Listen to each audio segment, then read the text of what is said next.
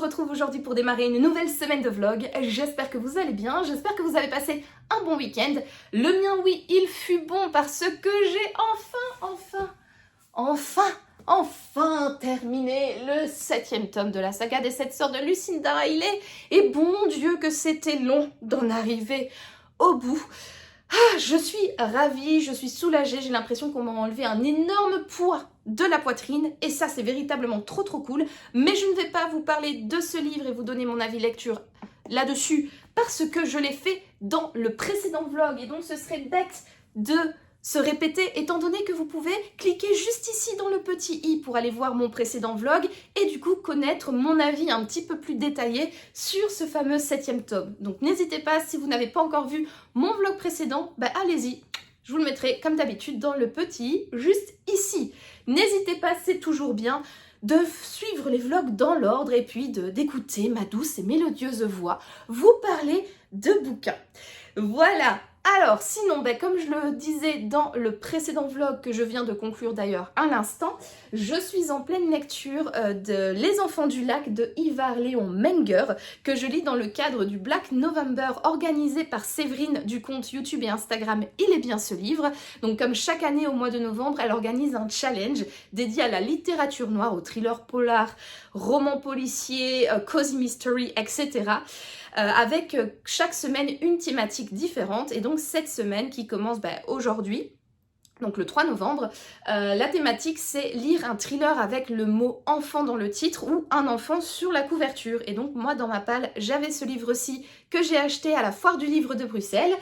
Et du coup, je l'ai sorti pour l'occasion. C'est un tout petit roman, il fait 290... Non, ça c'est les remerciements. Voilà. 294 pages.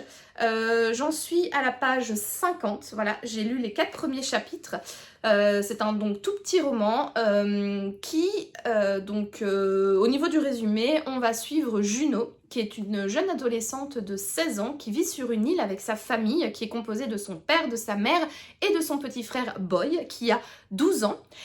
Et on comprend très vite qu'en fait, Juno, elle a jamais quitté cette île, elle a jamais rencontré d'autres humains, à part sa famille. Et on comprend très vite que cette famille se cache un petit peu sur cette île parce qu'il se serait passé quelque chose dans le passé des parents. On sait pas trop quoi, de ce qu'on comprend, en fait, le père ferait partie du programme de protection des témoins. Et donc, ils auraient été... du coup mis sur cette île, en tout cas ils auraient déménagé sur cette île dans le cadre de ce programme de protection des témoins. Mais j'avoue que l'ambiance est quand même un petit peu ambiguë, elle est quand même un petit peu lourde, on sent qu'il y a beaucoup de non-dits au sein de cette famille, notamment parce qu'il y a un bonhomme qui s'appelle Oncle Hall, qui vient tous les lundis sur l'île, mais les enfants doivent se cacher et ne pas faire de bruit ni rien parce que Oncle Hall ne doit pas savoir qu'ils sont présents dans la maison, sur l'île, etc. Ils ont également toute une liste de commandements à respecter. Ils vont également dans un bunker de temps en temps pour faire des exercices parce qu'il y aurait potentiellement des intrus qui pourraient débarquer sur l'île et essayer de tous les tuer. Donc voilà, c'est une ambiance assez particulière. On comprend très vite que les parents cachent quelque chose, un lourd secret. On ne sait pas encore trop quoi, ça peut partir, j'avoue, dans tous les sens. Moi, j'ai plusieurs hypothèses, j'ai plusieurs idées en tête en me disant, effectivement, le père peut faire partie de ce programme de protection de témoins, mais il parle également qu'il aurait... témoigner contre quelqu'un de la mafia en Italie, etc. Donc peut-être qu'effectivement il est dans ce programme, mais de la manière dont il explique ou de ce qu'on comprend, ça pourrait peut-être être quelqu'un qui faisait partie de la mafia, qui se retournait contre son chef et qui s'est enfui et du coup ce chef serait toujours à sa poursuite. Enfin bref, vraiment on pourrait partir dans plusieurs possibilités par rapport au dénouement de l'intrigue. On sait juste que là ça va potentiellement péter, parce que là où j'en suis en fait, donc il y a ce fameux Oncle Hall qui débarque sur l'île tous les lundis, les enfants doivent se cacher, sauf que Juno, elle est, elle a 16 ans, c'est un peu une adolescente un tout petit peu rebelle quoi, elle commence un petit peu à en faire qu'à sa tête, et Oncle Hall l'a vue. Et elle a essayé de régler ce problème à sa manière, sauf qu'on comprend très très vite que potentiellement elle a pu faire pire que mieux, et donc on se doute que la situation va à un moment péter, ou voilà, le calme et leur vie, le train-train quotidien de leur vie sur l'île va sans doute être un petit peu chamboulé dans les prochains chapitres. Voilà un petit peu pour le résumé, ou en tout cas de ce que je comprends pour l'instant dans ce roman. J'avoue que ça me fait du bien de me plonger dans un roman comme ça après avoir lu le Lucinda Riley. On n'est pas dans une narration qui est nécessairement très très rapide, mais c'est un peu moins tiré en longueur quand même que dans les romans de Lucinda Riley. On suit ici donc Juno, donc elle parle à la première personne, on est véritablement dans sa tête, on la suit en permanence. C'est une adolescente, donc on suit tout de son point de vue, mais au niveau de la narration, voilà, c'est vachement moins descriptif, c'est vachement moins tiré en longueur qu'un Lucinda Riley. Ça va plus ou moins straight to the point, donc ça fait véritablement du bien. En plus, le livre est court, donc je sais très bien que d'ici la fin de la semaine, je l'aurai terminé, et ça également, ça fait plaisir de ne pas traîner un livre sur 2 semaines. Mais voilà, pour l'instant, franchement, je suis bien dans cette histoire. Je me pose plein de questions. Je trouve que l'atmosphère est assez lourde, assez angoissante. Je suppose que ça va s'empirer, mais dans le bon sens pour moi, dans les prochains chapitres. Voilà, c'est très mystérieux, c'est très dense au niveau comment dire, du mystère. Voilà, on sait pas trop où on a mis les pieds, et ça j'aime véritablement bien. Donc j'ai hâte de continuer de lire ce livre, j'ai hâte de démêler en fait cette petite pelote de nœuds pour voir en fait où l'auteur veut nous mener, quel est le fin fond de cette histoire, qu'est-ce qui va se passer, voilà, pourquoi est-ce qu'ils sont tous cachés comme ça sur une île où personne ne doit connaître l'existence des enfants, parce que aussi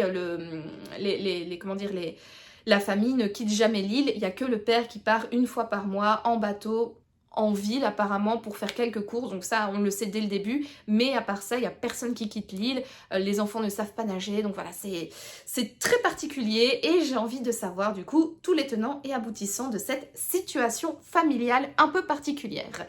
Voilà donc pour l'instant pour donc mon avis et le résumé sur les enfants du lac de Ivar Léon Menger. Écoutez, moi je vous reprendrai plus tard dans la semaine pour vous donner peut-être un avis intermédiaire ou alors un avis final, dépendamment de mon rythme de lecture, si j'arrive à le dévorer ou si je n'y arrive pas. On verra. On verra ce que la semaine me réserve au niveau lecture, mais en tout cas, moi je vous dis donc à plus tard.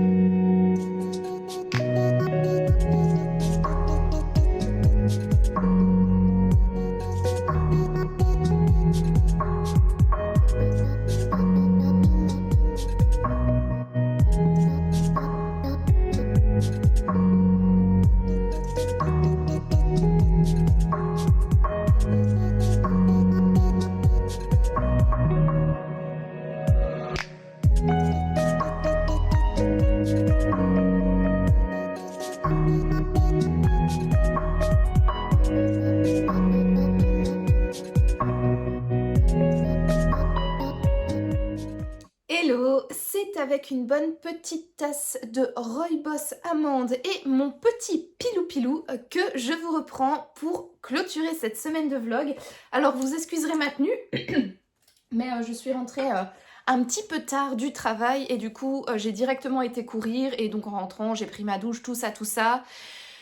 Et je me suis dit que écoutez, tant pis, on est là pour des vlogs nature peinture, et c'est pas la première fois que vous me voyez en pilou-pilou, d'autant plus que ce pilou-pilou là, celui que je porte actuellement, vous ne l'avez pas encore vu, je pense. Je pense que je ne l'ai pas encore porté en vlog, et il est trop mignon, on dirait un petit nounours. Ça rappellera sans doute des choses aux personnes, soit qui avaient plus ou moins mon âge, soit qui étaient plus jeunes, enfin qui sont plus jeunes que moi. Donc pour rappel, j'ai eu 32 ans en octobre dernier.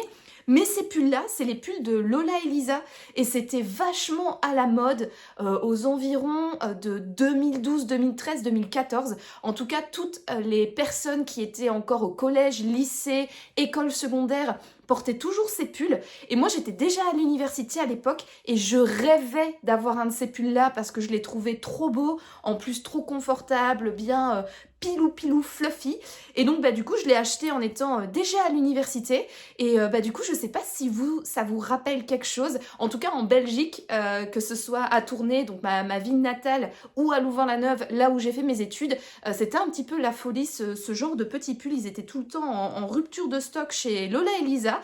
Donc voilà, peut-être que je rappellerai des petits souvenirs à certains d'entre vous. N'hésitez pas à me dire dans les commentaires, d'ailleurs, si vous êtes team pull pilou de chez Lola Elisa en forme de petit ourson.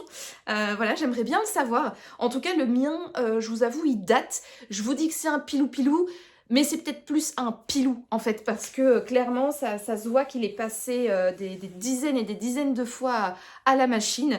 Il a perdu un petit peu de son deuxième pilou, du coup, c'est plus trop dufteux, mais je vais quand même le garder parce que j'aime beaucoup ce pull, je le trouve trop mignon et trop cocooning avec sa grosse tirette comme ça. Et je pense que je vais l'user jusqu'à la corde. Et ça, c'est pas plus mal quand on voit maintenant un petit peu la surproduction de vêtements. Voilà.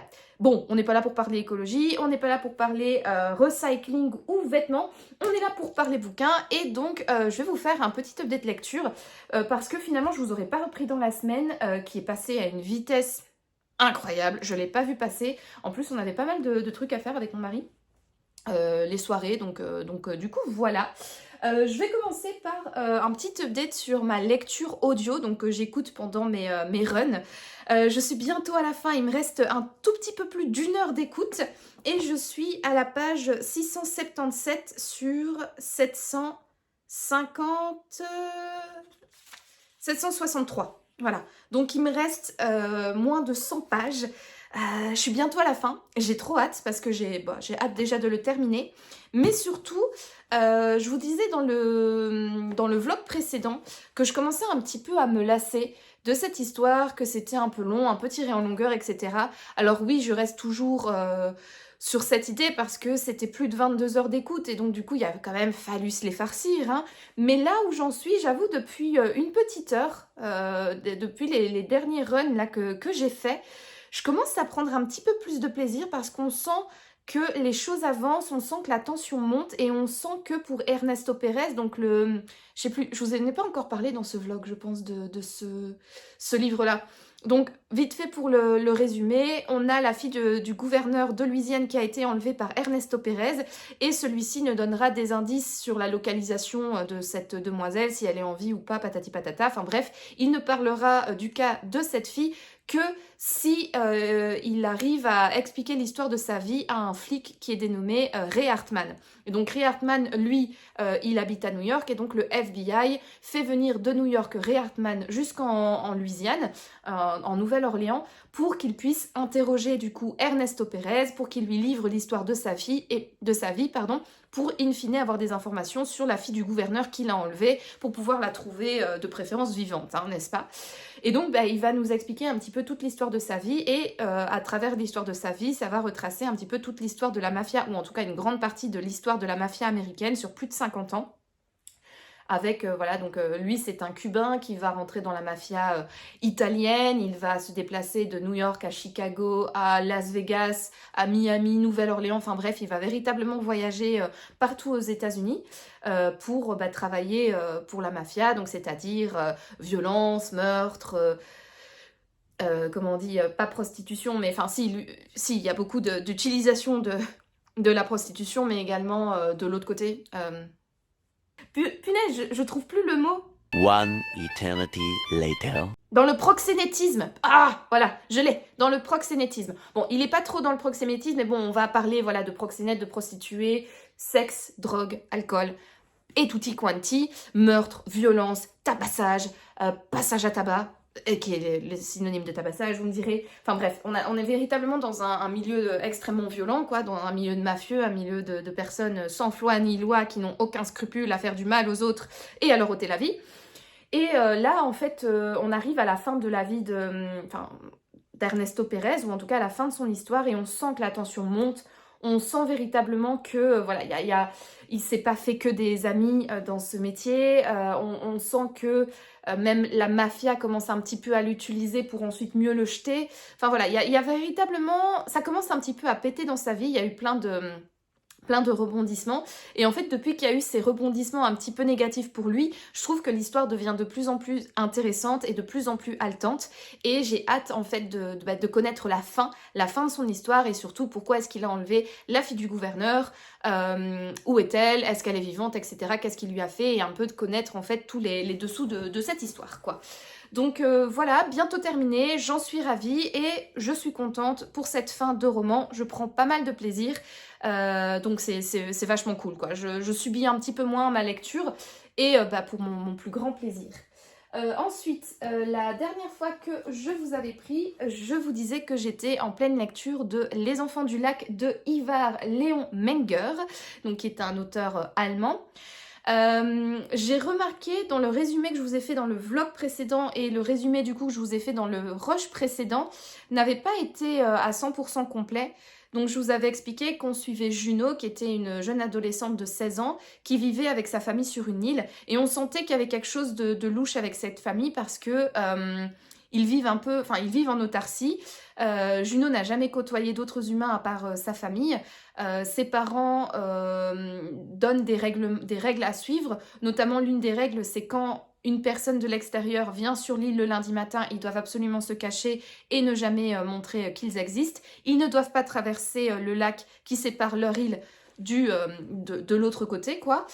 Parce qu'en fait, il y a des intrus qui en voudraient, enfin si jamais ils traversent, quoi, ces intrus les tueraient, enfin bref, leur feraient du mal. Et il est également possible que les intrus débarquent sur leur île, et donc pour cela ils ont tout un protocole de sécurité avec une alarme qui se déclenche, et ils doivent ensuite rentrer dans un bunker, ne plus faire de bruit, etc. Donc voilà, il y a aussi, c'était cette partie-là que j'ai oublié de vous présenter dans le vlog précédent et dans le rush précédent, c'était cette partie liée aux intrus. Donc voilà, le papa dit qu'il y a des personnes de l'autre côté du lac qui entoure leur île, qui sont extrêmement méchants, qui leur veulent du mal, qui risquent de les attaquer, qu'il faut faire attention, et donc du coup c'est pour ça qu'il faut jamais se montrer, etc. Et c'est pour ça que si jamais il y a un intrus qui débarque, il faut absolument aller dans le bunker et se défendre coûte que coûte. Donc le papa a un pistolet, enfin pas un pistolet mais un long fusil là. Ah, décidément, avec le vocabulaire aujourd'hui, dites pas une mitraillette, mais enfin bref, un fusil de chasse, quoi. Grosso modo. Voilà un petit peu pour comment dire, complétude.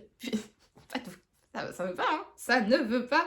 Pour le complétage, pour le fait que je complète le résumé donc du rush précédent. Je vous avais expliqué que c'était quand même assez mystérieux, que c'était, voilà, je vais pas refaire l'histoire, mais in fine, je vous avoue que je suis assez mitigée à la fin de cette lecture. Donc je l'ai terminé vendredi soir, et je suis très mitigée parce que d'un côté, je reprenais ce livre tous les jours avec grand plaisir.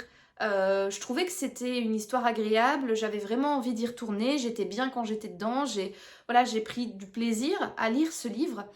Mais d'un autre côté, j'ai trouvé quand même que la narration était assez pauvre, que le style également était assez pauvre. Alors je ne sais pas si c'est dû à l'auteur ou à la traductrice. La traductrice, j'en ai aucune idée, mais j'ai trouvé que, en fait, au tout début, je trouvais que c'était assez fluide.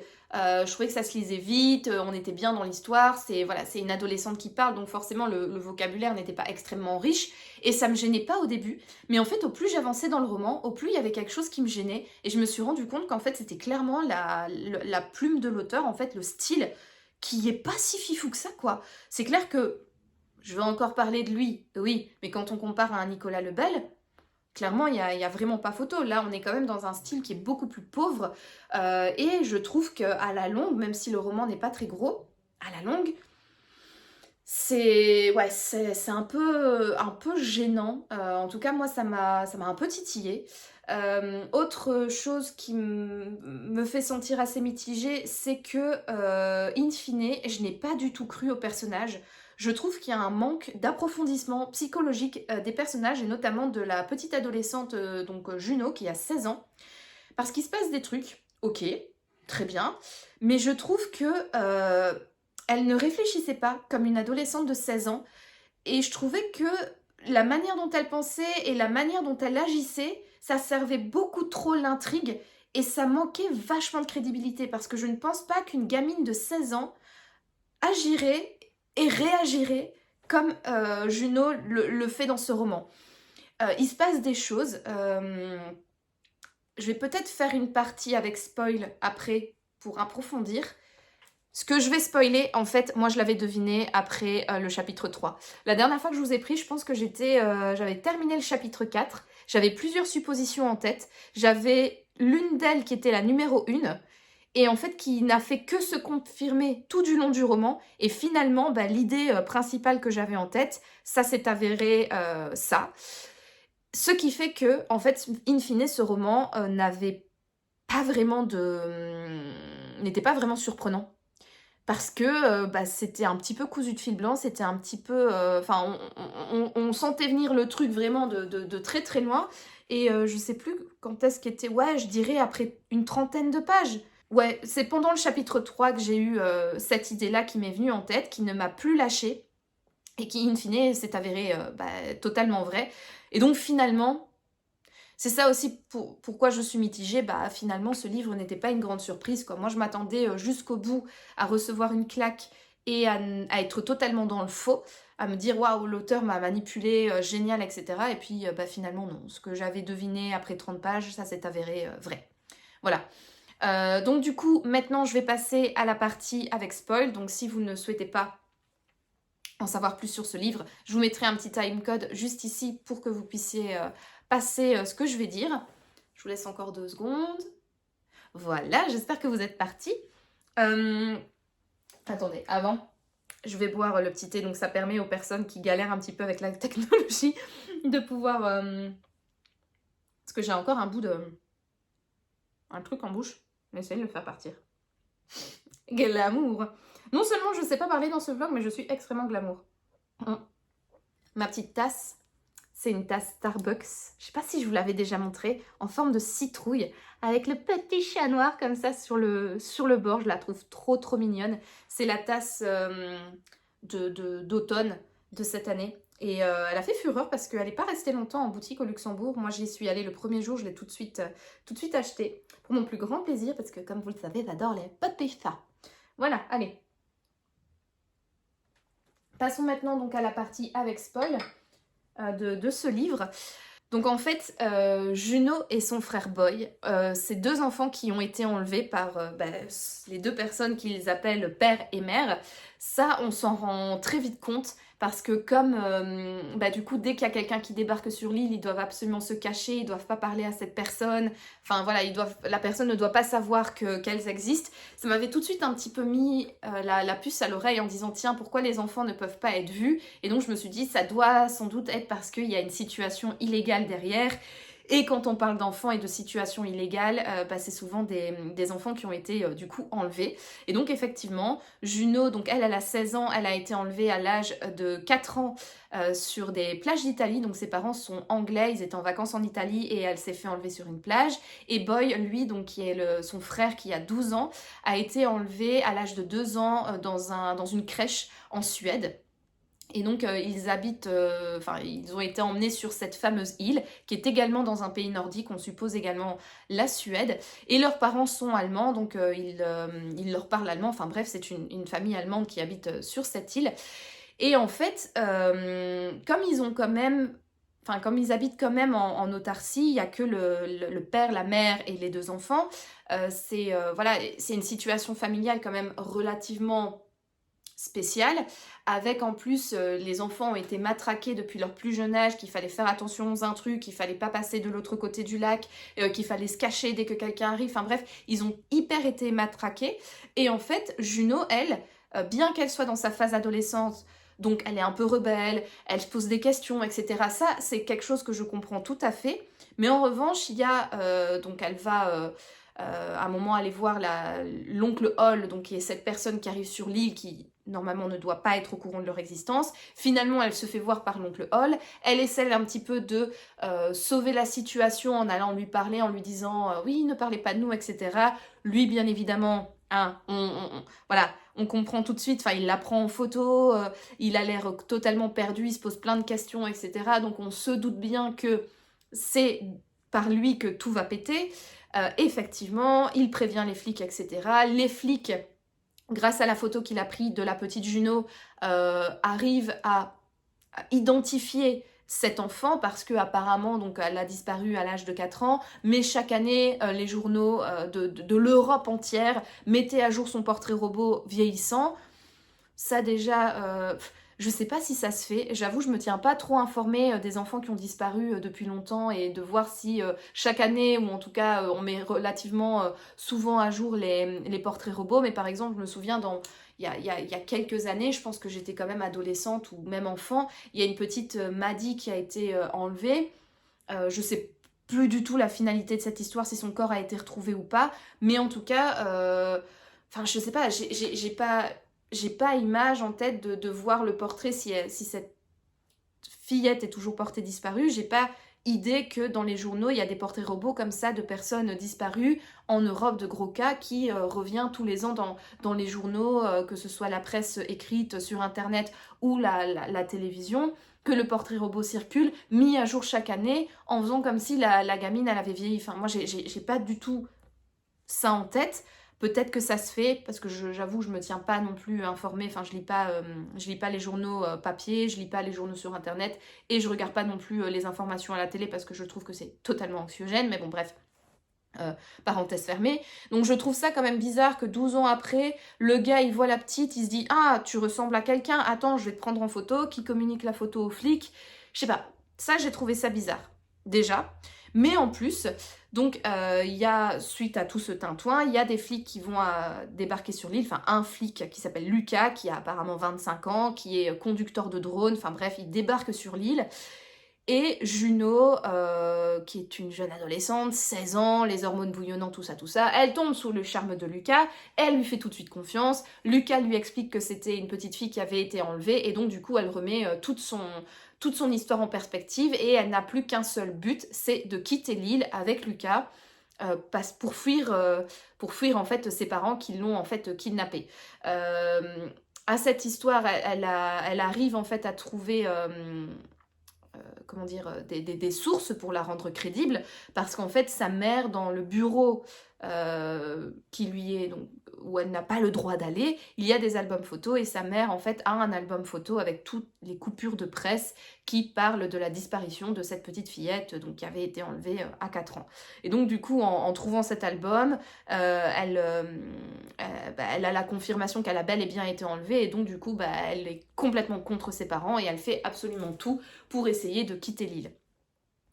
Et ça, en fait, c'est véritablement ça dont j'ai du mal à croire, parce que, en fait, il n'y a pas véritablement d'explication psychologique fort approfondie pour expliquer ce qui se passe dans la tête de cette gamine, enfin, l'histoire se passe en même pas une semaine, et donc en même pas une semaine, la nana, elle a le cerveau complètement retourné, elle en veut à ses parents, et elle décide de se casser avec un parfait inconnu, alors qu'elle a quand même été matraquée pendant 12 ans, en disant attention aux étrangers, attention ceci, cache-toi, il n'y a que nous qui comptent, enfin bref, je pense que, enfin, j'ai du mal à croire en fait à un retournement aussi rapide au niveau de sa psychologie, alors qu'elle a quand même été, on va dire, endoctrinée depuis le plus jeune âge. Et ça, du coup, j'ai du mal à y croire, parce que la psychologie du personnage n'est pas assez développée, on n'explique pas assez en fait ce qui se passe dans sa tête pour que subitement, ben voilà, elle croit cet étranger, et voilà.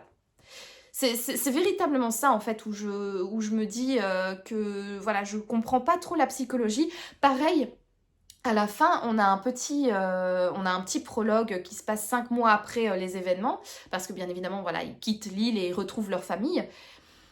Alors, on aborde le fait que elle va voir un psychologue, parce que bah forcément, elle a vécu un moment hyper traumatisant, et donc bah voilà, il faut qu'elle aille voir un psychologue pour que ça aille mieux. La nana, elle a été du coup dans une famille qui parle allemand, elle parle que allemand.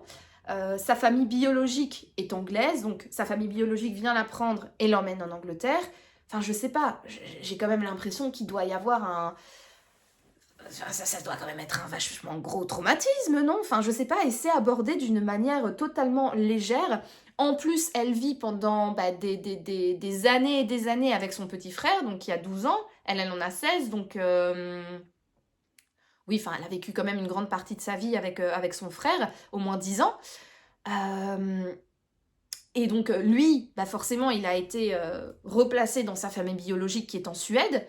Et en fait, enfin, je sais pas, à un moment, Boy l'appelle en disant « Ah, trop cool, on est allé au zoo, la nouvelle vie, elle est super bien, j'ai reçu un nounours, c'est trop cool. Bon, allez, à plus, hein. » Je sais pas. Pour moi, enfin, ou peut-être que je me fais trop d'idées, voilà, mais pour moi, non. Enfin, je veux dire, t'as vécu pendant 10 ans avec quelqu'un que tu considères comme ton frère, tout d'un coup, on vous sépare. Enfin, même si tu vas au zoo et que tu reçois des peluches et que le gamin il a 12 ans, enfin, ça doit quand même être traumatisant. Enfin, ils doivent quand même, je sais pas. Déjà, les séparer, moi je trouve ça, c'est normal qu'ils retrouvent leur famille d'origine, tu me diras, mais je sais pas. Je trouve que c'est un peu, il manque en fait d'explications derrière pour me rendre cette situation crédible parce que je me dis, les gosses, on va les séparer, on va les mettre dans des familles dont ils ne parlent pas la langue parce que l'autre, il va en Suède. Mais il a été, bien qu'il habite en Suède, il a été dans une famille allemande, donc il parle pas du tout la langue. Elle, pareil, elle parle allemand et elle est mise en Angleterre. Donc déjà, ça, il doit avoir un problème. Et puis, enfin, je sais pas, il se manque pas. Enfin, ouais, bref. J'ai l'impression que tout va bien pour eux, même que, voilà, comme j'ai dit, on dit qu'elle va voir la psychologue, mais j'ai l'impression que tout va bien pour eux, que... Enfin, je sais pas, ça manque véritablement, en fait, de complexité humaine et de complexité psychologique pour que je croie, en fait, à cette histoire. Vraiment. Et donc, je vous ai dit, dès que Lucas, donc le fameux flic, débarque, Juno, elle est complètement en pamoison devant lui et elle le croit plus. Elle fait tout contre ses parents pour pouvoir s'échapper de l'île. Et alors aussi, les enchaînements, en fait, une fois qu'elle entre dans cet engrenage de vouloir fuir de l'île et de commencer à communiquer avec Lucas, tous les événements, en fait, qui s'enchaînent, je les ai trouvés pas du tout crédibles, car ça s'enchaîne un peu trop facilement. C'est un peu trop facile, quoi. Voilà, c'est vraiment cousu de fil blanc et tu te dis, j'aurais bien aimé un petit peu plus de complexité également là-dessus. Et pareil, la fin, je suis toujours dans la partie spoil, mais à la fin, donc le papa, lui, il est dans le lac en train de nager pendant des heures et des heures. Enfin, bref, il a plus de lunettes, il voit plus rien, mais il nage pendant des heures et des heures dans le lac alors qu'il y a une tempête, on est en plein milieu de la nuit, enfin bref. Et la maman, en fait, elle veut absolument tuer du coup les enfants pour pas qu'on les lui prenne, et puis parce qu'ils sont méchants, qu'ils ont désobéi, enfin bref. Et Juno se débarrasse d'elle en fait parce que Juno et son frère, ils étaient enfermés dans le bunker. Ils ont réussi à s'échapper, mais ils n'ont pas fermé donc la trappe qui mène au bunker parce qu'en fait donc il y a leur salon, salle à manger, cuisine, etc. avec la table de salle à manger. Et en fait il y a la trappe en dessous d'un tapis pour descendre dans le bunker. Et eux, en fait, quand ils s'échappent, ils enlèvent la plaque. Ça aussi, quand ils s'échappent, il est censé avoir un tapis, une table, mais bon, bref. Quand ils s'échappent, ils enlèvent en fait la plaque totalement. Et donc, du coup, il y a le tapis, il y a la table au-dessus, mais donc il y a un trou. Et en gros, par un concours de circonstances, la maman tombe, fait tomber la table, tombe dans le trou. On sait que le trou est à plus de 2 mètres de profondeur, mais apparemment, ça suffit pour qu'elle se disloque complètement et meurt. Voilà. Pareil, je n'ai pas... J'ai trouvé que c'était un enchaînement, la fin du roman. C'était quand même un enchaînement de trucs où je me suis dit, mais... Oh là là, j'y crois pas une seule minute. J'y crois pas une seule minute. Voilà, je vais arrêter les spoils ici. Donc voilà, j'ai trouvé qu'il y avait un manque de crédibilité du coup aussi dans les enchaînements des différents rebondissements et dans la situation finale, ainsi que dans l'épilogue. J'ai dit peut-être prologue tout à l'heure, je sais plus, enfin bref, mais dans l'épilogue, j'ai trouvé que voilà, il y avait vraiment manque de cohérence, j'y crois pas trop, voilà. In fine, c'était une fin de lecture assez compliquée. Je vais pas mentir, autant j'ai pris beaucoup de plaisir dans les peut-être 200 premières pages, autant les 80 dernières pages, ça a été un petit peu plus complicado. Et aussi, ce que je trouve dommage, c'est que ce livre avait véritablement du potentiel. Et malheureusement, je trouve qu'il n'a pas été assez exploité. C'est dommage parce qu'en plus, il est vachement court. Donc en fait, ça n'aurait pas du tout dérangé d'avoir une centaine, voire 200 pages de plus. Notamment pour tout ce qui était le après. Donc la situation dont je vous ai parlé dans les spoils. Ça aurait été en fait hyper intéressant de développer la psychologie des personnages dans ce après. Et d'expliquer en fait le après. C'est vrai que j'ai en tête la chaîne de je ne sais plus qui. Je vous mettrai la miniature juste ici. Oui, je vous mettrai plutôt la couverture du livre juste ici. Et également, comment c'est, incommensurable. Non, pas incommensurable. Inconditionnel. Je pense que c'est ça. De Marlène Charine. Je vous mettrai également la couverture juste ici. Pour moi, il n'y a que ces 2 livres qui traitent le après-traumatisme, en fait, où on a voilà, des événements qui se passent, etc. Et c'est vrai que la majorité des thrillers, en fait, s'arrêtent au moment où il y a la résolution de l'enquête, etc. Et c'est vrai qu'on aborde très très peu le après, toutes les conséquences qu'ont les événements donc de l'enquête ou de l'histoire du thriller polar, policier, etc. Toutes les conséquences que ça a, en fait, sur les personnages principaux, ou même secondaire. Enfin bref, le après est très rarement traité. Moi j'ai ces 2 exemples en tête. N'hésitez pas à me dire dans les commentaires si vous connaissez d'autres livres qui traitent le après enquête, après traumatisme que subissent les victimes, etc. Je serais vraiment intéressée de savoir si vous avez d'autres exemples. Parce qu'en fait, moi ça je trouve aussi que c'est une thématique qui est extrêmement intéressante à aborder dans les romans. Parce que voilà, parfois ça s'arrête et puis tu dis ouais super, c'était une super enquête, trop bien, on connaît le meurtrier, on connaît le voleur, on connaît ceci, cela, mais c'est vrai que parfois c'est chouette d'avoir un petit peu les conséquences en fait de tout ce drama sur les personnages principaux. Et je trouve que dans un livre comme celui-ci qui est relativement court, il aurait pu un tout petit peu plus étoffer l'histoire, mais ça aurait été super en fait d'avoir peut-être 100-150 pages, voire 200 pages sur la reconstruction psychologique, émotionnelle, affective, toute la reconstruction de vie en fait des 2 personnages voilà, principaux de cette histoire. Ça aurait véritablement été top et je pense que ça aurait apporté un plus à ce roman. Mais voilà, pour cela, il aurait aussi fallu que la psychologie des personnages soit plus développée dans la partie mystère, mais bon. Bref, vous l'aurez compris, donc lecture quand même relativement mitigée pour moi.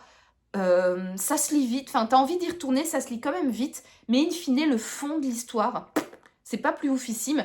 Et finalement, même si ça se lit vite, ouais le style pareil, je l'ai trouvé pauvre, c'est bien dommage. Donc voilà, je lui ai mis pour l'instant la note de 14 sur Livre Addict. T'as 14 sur 20, mais je pense que je vais baisser à 12. Vraiment, j'ai voulu mettre 14 parce que je me suis dit, j'avais quand même envie à chaque fois d'y retourner, mais finalement, je pense que 14, c'est quand même un peu ambitieux pour cette histoire, donc je pense que je vais baisser à 12. Voilà. Voilà donc pour mon avis final sur Les Enfants du Lac, donc que je lis pour rappel, que j'ai lu dans le cadre de la 2e semaine du Black November, qui est un challenge littéraire qui est organisé par Il est bien ce livre, donc Séverine. Et donc la thématique de la 2e semaine, c'était lire un thriller avec le mot enfant dans le titre ou un enfant sur la couverture. Et donc voilà, Les Enfants du Lac. En tout cas, cette 2e semaine de challenge est complètement cochée pour moi. Après avoir terminé du coup Les Enfants du Lac vendredi, j'avais besoin d'un petit peu de douceur, j'avais besoin de me plonger dans un bouquin qui allait se lire vite, que j'allais pouvoir terminer sur mon week-end, parce que j'avais pas envie de me lancer dans le prochain livre que je dois lire dans le cadre du challenge Black November. Et j'ai décidé de sortir un livre de saison, ou en tout cas 2 saisons par ses illustrations et sa couverture. Il s'agit du 2e tome de Mémoires de la forêt, donc les carnets de Cornelius Renard, écrit par Michael Brun-Arnaud et illustré par Sanoé.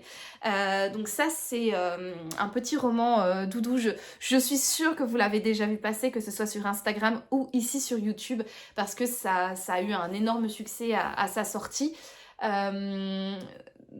Donc on suit ici, c'est la suite forcément du 1er tome, vu qu'on est dans un tome 2. Dans le premier tome, en fait, Michael Brun-Arnaud... Donc, en fait, c'est des livres pour enfants. Enfin, pour enfants.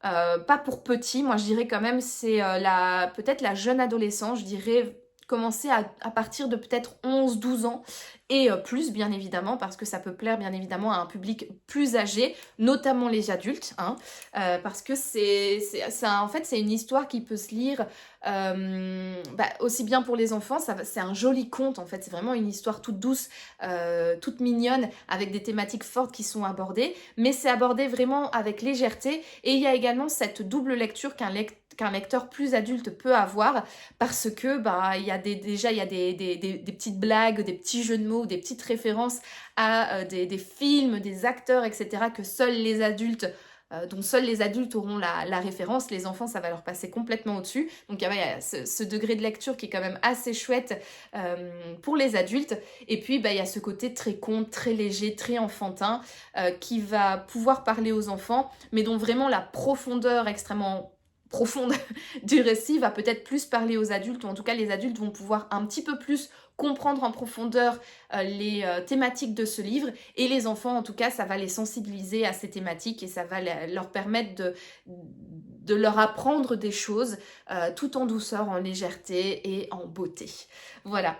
Donc dans le premier tome, en fait, Michael Brun-Arnaud abordait la thématique de la maladie d'Alzheimer qui frappe malheureusement parfois notre entourage et comment en fait gérer cette maladie et également gérer la tristesse qui fait partie malheureusement des conséquences parce qu'il n'y a pas que la personne qui a cette maladie qui souffre, il y a également l'entourage, c'est très compliqué pour l'entourage également, que ce soit les amis ou la famille, et donc il traite cette thématique je trouve vraiment en douceur, en légèreté. C'était beau, c'était vraiment une très belle histoire, le premier tome des Mémoires de la forêt. Donc c'est... attendez, je vais essayer de trouver le titre. Les souvenirs de Ferdinand Taupe, voilà.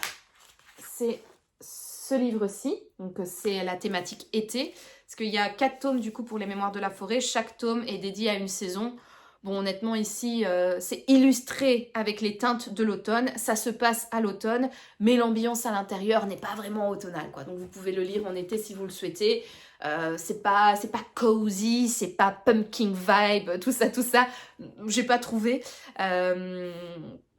Mais bref, voilà, donc c'est le deuxième tome donc, qui est dédié à la saison de l'automne, donc après l'été vient l'automne. Et dans celui-ci, il va aborder la thématique des secrets de famille qui peuvent parfois avoir un effet extrêmement négatif sur l'entourage, pareil sur l'entourage amical ou l'entourage familial, et les dégâts que ces secrets de famille peuvent causer sur les liens amicaux et familiaux. Et et toutes les conséquences en fait que ces secrets peuvent avoir sur les personnes et notamment les conséquences extrêmement négatives quoi, de ces lourds secrets et que parfois c'est bien de partager et c'est bien de parler avec sa famille plutôt que de garder tout pour soi.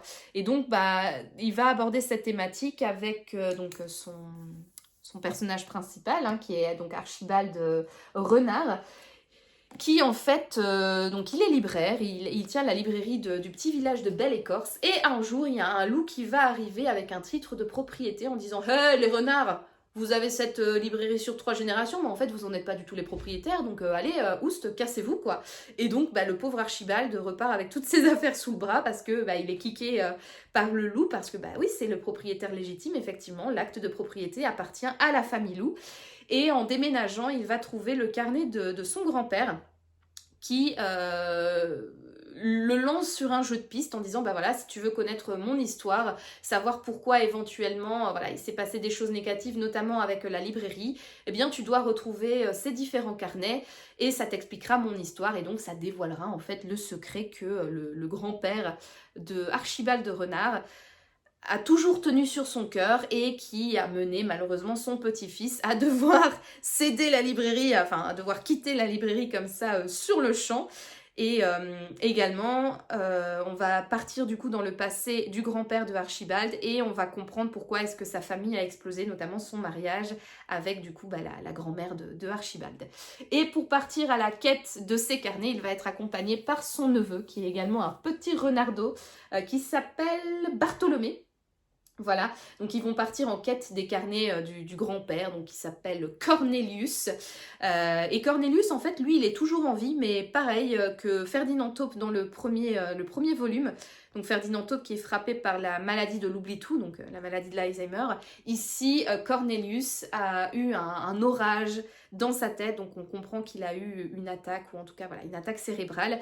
Et il est toujours en vie, mais il est incapable de s'exprimer, il reconnaît plus personne, voilà. Donc du coup, il n'est plus capable de livrer lui-même son histoire, et Archibald, accompagné de son neveu, doivent donc partir à la recherche des différents carnets qui vont lui livrer, voilà, quel est ce grand secret familial qui est un petit peu négatif, qui plane comme ça, comme une ombre sur la famille. Franchement, c'était vraiment chouette. Donc voilà, encore une thématique forte qui est abordée avec légèreté, qui peut se lire bien évidemment avec plus de gravité une fois qu'on est adulte, parce qu'on comprend un petit peu mieux les tenants et aboutissants de cette situation et de ses secrets, et peut-être que ça peut nous rappeler des problèmes qui se passent dans notre propre famille. Donc voilà, ça a quand même un côté un peu plus profond quand on le lit en étant adulte, mais c'est écrit, voilà, comme je l'ai dit, comme un conte, avec beaucoup de légèreté, beaucoup d'humour, beaucoup de petits calembours, de jeux de mots, tout ça qui sont extrêmement appréciables. C'est beau, c'est tout doux, c'est mignon. Et Michael Brun-Arnaud a toujours aussi ce don, je trouve, dans les livres, à avoir cette légèreté, mais à savoir tâter sa plume et son histoire de tristesse, et en tout cas de faire partager des émotions et de nous faire monter comme ça la petite larmichette à l'œil au moment donné, ou au moment donné qu'il y a la révélation finale, et pour nous expliquer un petit peu voilà, le pourquoi du comment. Il aborde aussi d'autres thématiques fortes, comme les liens amicaux, les liens familiaux, les liens d'amour, qui peuvent parfois unir mais aussi bien détruire. Il va aborder également dans ce roman l'homosexualité, et ça j'ai bien aimé parce que j'ai trouvé que c'était extrêmement bien fait, pour faire comprendre dès le plus jeune âge qu'en fait on peut aimer tous les sexes, quoi. On peut aimer un sexe, le même sexe que le sien, le sexe contraire, voire les deux. Voilà, ça j'ai vraiment trouvé que c'était chouette. C'est beau, c'est mignon, c'est magnifiquement illustré, hein, comme je vous l'ai dit. Sanoé a fait encore une fois un travail magnifique d'illustration. C'est beau comme tout, quoi. Vraiment, c'est un chouette livre-objet. Non seulement par enfin, par tout, quoi, par le texte, par les dessins. Voilà, le fameux loup, là, qui débarque. Enfin, c'est une beauté, quoi. C'est vraiment une pépite. J'ai préféré, moi, personnellement, le premier. Le premier m'a vraiment touchée au plus profond de moi. J'ai d'ailleurs versé une larme en lisant le premier. Là, j'ai véritablement pleuré. Ici, j'ai eu un petit peu les émotions dans la gorge, mais j'ai pas eu de larmes à l'œil. J'ai pas eu... Enfin, voilà. Moi, personnellement, ça m'a pas plus ému que ça. Ça m'a pas plus touché que ça. Le premier, ouais, là, vraiment, il m'avait touché aux tripes.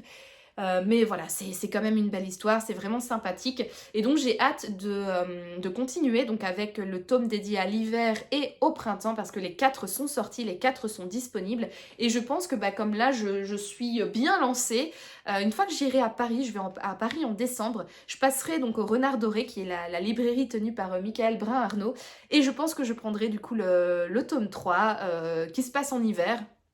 Et donc ainsi je serai dans le mood pour lire ce livre, en tout cas au niveau des illustrations, parce que comme je vous l'ai dit, bien que ce tome se passe en automne et que toutes les belles illustrations soient automnales, l'intérieur, voilà, ça sent pas la pumpkin spice latte, ça sent pas le petit thé, voilà, tu peux le lire en été vraiment sans aucun problème.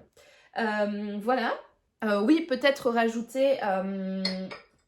qu'ici dans ce roman, donc quand ils partent en fait à la recherche des carnets, ça part un petit peu comme une quête, quoi.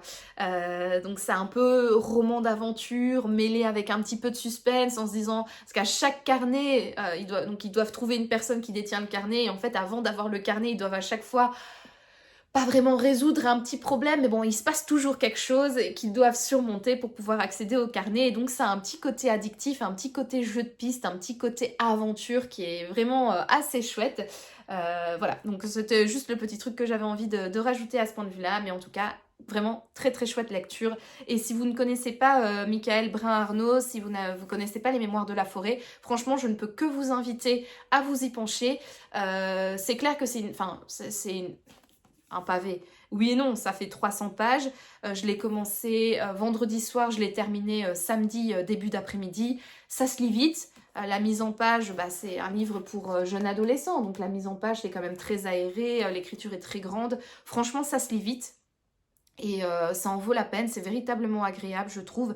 Que vous ayez un adolescent dans votre entourage ou que vous soyez vous-même un gros adolescent, hein, un grand adolescent inside. Bref, franchement, pour vous donner une petite bouffée de fraîcheur, parfois une petite lecture facile entre deux gros pavés classiques russes ou entre deux thrillers, je ne peux que vous recommander du coup de vous pencher sur les écrits de Michael Brun-Arnaud. Franchement, il en vaut la peine et en plus l'auteur est un véritable amour. J'ai eu la chance de le rencontrer au Livre à Metz en 2023.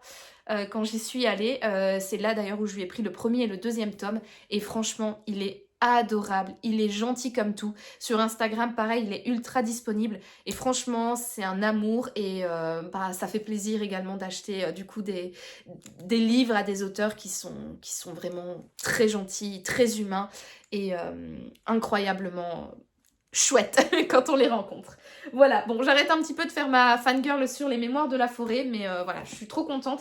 Ça fait donc du coup depuis 2023 qu'il était dans ma palle et à chaque fois je ratais le coche de le sortir en automne et donc là maintenant c'est fait, j'ai réussi à le sortir en automne, il devra plus patienter un an dans ma palle et ça c'est cool parce que j'ai hâte de continuer cette saga, vraiment, c'est trop bien. Voilà donc pour ma petite lecture du week-end. Dimanche, je n'ai pas lu parce que nous sommes allés en Belgique voir des amis avec mon mari. En revanche, j'ai commencé ce matin une nouvelle lecture, donc toujours pour le Black November, pour la nouvelle semaine qui a commencé aujourd'hui. Nous sommes on est le quoi aujourd'hui ? 10, je pense, on est le 10 novembre, et donc de cette semaine, donc du 10 jusqu'au 16 novembre, la thématique de la semaine, c'est lire un thriller d'un auteur qui n'est pas européen, et donc j'ai décidé de sortir de ma palle le livre d'un auteur japonais, donc c'est La Maison Noire de Yusuke Kishi. Ça c'était François du compte Instagram Le Lecteur Amateur, que je salue d'ailleurs s'il passe par là. Après, oh là là, ce vlog va durer encore 1 heure je pense. Bon si tu passes par là François, si tu es arrivé à la fin de ce vlog, je te fais un grand coucou avec mes petites oreilles comme ça de nounours. C'était François donc du compte Instagram Le Lecteur Amateur qui m'avait envoyé le post Instagram de la maison d'édition 10-18 pour me dire tiens regarde ce livre risque de te plaire. C'est vrai que le post promotionnel n'était pas très convaincant. Franchement, était pas mal. Et donc du coup, quand je suis allée à Paris, je ne sais plus quand, à la librairie japonaise, j'ai croisé son chemin et je l'ai directement emporté avec moi. Donc je l'ai commencé aujourd'hui. J'ai jamais lu Yusuke Kishi parce qu'en fait aussi, ça c'est quelque chose, je pense que je vous en ai pas encore parlé. Donc le Black November, chaque semaine il y a une thématique. Hein, donc la semaine dernière c'était donc avec le enfant dans le titre. Cette semaine pardon, c'est lire un auteur non européen. Et en fait il y a une règle en fait qui serait appréciable de suivre, une règle un petit peu bonus à appliquer sur toute la durée du challenge Black November, c'est lire le plus d'auteurs possible qu'on n'a jamais lu. Donc lire le plus d'auteurs inconnus dont on n'a jamais lu des livres possible. Et donc moi dans ma palle que j'ai réalisée pour le Black November, c'est tous des auteurs dont je n'ai jamais lu de livres et voilà, donc c'est véritablement une découverte pour moi, la plume de Yusuke Kishi avec La Maison Noire. Alors je l'ai commencé ce matin dans le bus, j'ai une longue journée de travail donc en rentrant j'ai dû faire autre chose, donc je n'ai pas beaucoup avancé, je n'ai lu que 24 pages, j'ai même pas terminé le chapitre 1. Voilà, j'en suis qu'au tout début. Donc je vous avoue, pour le résumé, ça va être un petit peu compliqué. Donc pour une fois, je vais vous lire la 4e de couverture pour quand même que vous sachiez de quoi parle ce livre. Chaque matin, Shinji Wakatsuki se rend au cabinet d'assurance où il officie et chaque matin, il épluche les avis de décès pour y relever les incohérences. Car nombreux sont ceux prêts à faire de fausses déclarations pour obtenir un dédommagement. Ce jour-là, pourtant, un coup de fil va le mettre sur la piste d'un dossier plus compliqué que prévu. Un homme lui demande de venir chez lui constater un décès. Sur place, Wakatsuki va faire une atroce découverte, le corps d'un jeune adolescent, pendu. Suicide ? Son instinct lui dicte qu'il s'est passé autre chose dans cette maison noire. Wakatsuki n'a jamais laissé un dossier sans réponse, mais celui-là pourrait bien le conduire aux confins de la noirceur de l'âme humaine. Oh, bah bon, écoutez, voilà, c'est pas mal. Donc pour l'instant, là où j'en suis, c'était le premier paragraphe. Donc on suit Wakatsuki, qui travaille dans un bureau d'assurance et qui vérifie chaque matin les avis de décès et le lien avec leur assurance vie pour regarder si, bah, par exemple, les décès, c'est bien des décès, s'ils respectent les conditions de l'assurance vie, etc. Il a reçu un coup de fil assez étrange. Je suppose que c'est ce coup de fil là. Enfin, en tout cas, non, c'est pas le coup de fil d'un homme qui lui demande de venir constater les décès, c'est le coup de fil d'une femme un petit peu inquiète qui lui demande si l'assurance vie fonctionne si la personne se suicide. Voilà. J'en suis là. On verra par la suite. Voilà, donc je peux pas vous en dire plus. Je l'ai commencé. Je peux même pas voilà, vous donner un avis sur la plume, sur le contexte, etc. Enfin voilà, je suis véritablement au tout début. Donc écoutez, mon avis, que ce soit intermédiaire ou final, ce sera donc pour le prochain vlog. Et voilà, c'est sur ce long blabla livresque et toujours en pilou-pilou que je clôture cette semaine de vlog. Je vous remercie d'avoir regardé cette vidéo. Si elle vous a plu, n'hésitez pas à me laisser un petit pouce bleu ainsi qu'un commentaire pour me dire ce que vous en avez pensé. N'hésitez pas à me dire dans les commentaires donc si déjà vous êtes team aussi de ce pull-là Lola et Lisa avec les petites oreilles d'ourson comme ça, si c'est de votre génération, si vous avez connu cette hype, cette vibe, cette mode voilà, de ces petits pulls qui pullulaient véritablement partout.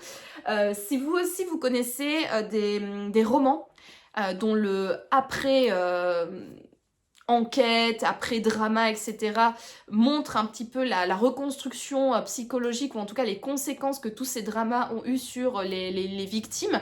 Voilà, n'hésitez pas à me mettre tout ça dans les commentaires. N'hésitez pas à me dire également si vous avez lu les livres que je vous ai présentés dans ce vlog, si vous les avez aimés, si vous les avez détestés, si vous êtes du même avis que moi, ou de l'avis contraire, voilà. N'hésitez pas à me dire tout ça dans les commentaires. N'hésitez pas également à vous abonner à la chaîne si ce n'est pas encore fait, c'est toujours cool de voir que nous sommes de plus en plus nombreux sur cette chaîne Un Air Littéraire, donc si ce n'est pas encore fait, ce serait super de vous abonner pour me soutenir. Et bah du coup, moi en attendant de vous retrouver dans le prochain vlog, comme toujours, je vous souhaite de passer une excellente journée, une excellente soirée ou une excellente nuit, peu importe, et je vous dis donc à bientôt pour de nouvelles aventures livresques. Ciao!